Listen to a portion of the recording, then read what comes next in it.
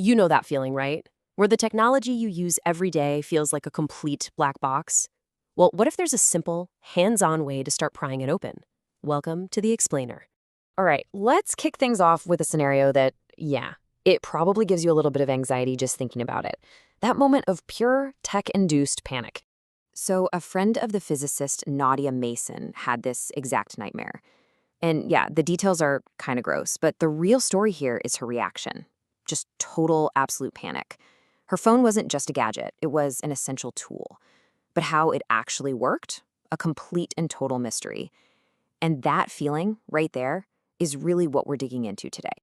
And look, this feeling of helplessness, it's not just you, and it's not a one-off thing.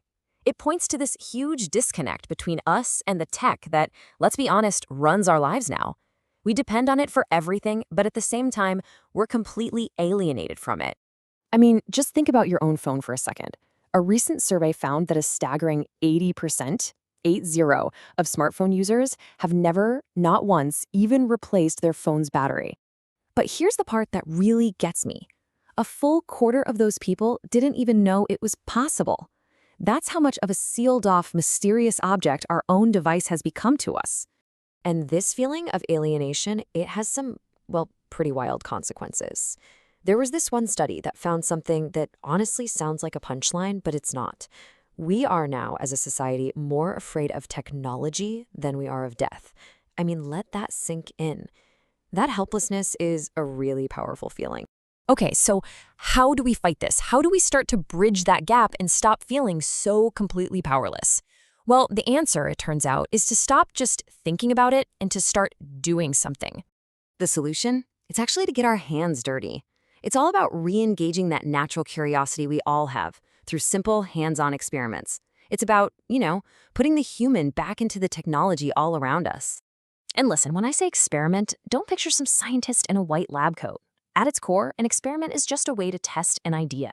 It's how we've always learned, right? It's the fundamental way we use our own senses to connect with the physical world and figure out how it all works. All right, let's make this real. Let's actually dive in and decode one of the most common black boxes we deal with every single day. I'm talking about a simple touchscreen. So, a really simple experiment with just 2 metal plates and a voltage meter shows us the basic idea. See, the plates, they hold a steady electrical charge. But when your hand, which, by the way, is conductive, gets near one, it disrupts that charge. And that's it. The device registers a touch. So the key here, the magic word, is conductivity. A piece of wood, or say your normal winter gloves, they won't change the charge at all. But your hand, or a piece of metal, totally will. And this simple test explains exactly why you can't use your phone with regular gloves on in the cold. It's not magic, it's just physics. And just like that, with one little experiment, we've gone from being just a passive user to an active investigator. We've swapped out a piece of that mystery for some real, solid understanding. And that gives us a sense of agency, a little bit of control over our own devices. But this goes way beyond just tinkering with gadgets.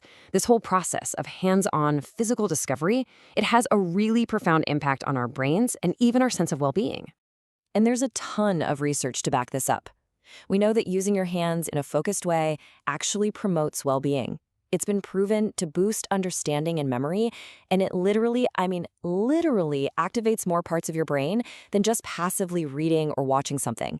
For physicist Nadya Mason, this whole journey was super personal.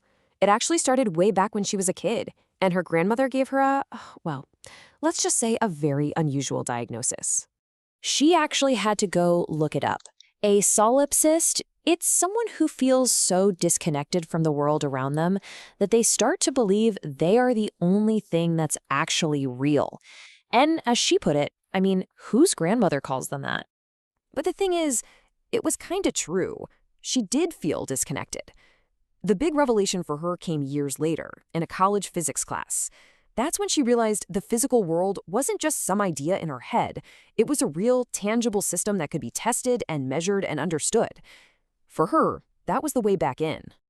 Now, you don't have to go become a physicist to have this kind of aha moment. Seriously.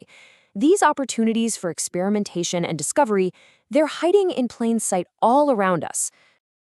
Just take a simple magnet. Did you know you can use it to find the magnetic security ink in a dollar bill? Or you can literally pull the fortified iron right out of your breakfast cereal. It's wild. These physical principles are everywhere, just waiting for us to find them. So that's really the challenge here. Think about how something works. Maybe take it apart if you can. Manipulate the world around you just to prove a physical principle to yourself. It's all about putting the human, your curiosity, your hands, your own understanding, back into the technology we all use. So that leaves us with just one final thought. What's the first black box in your life that you're going to open?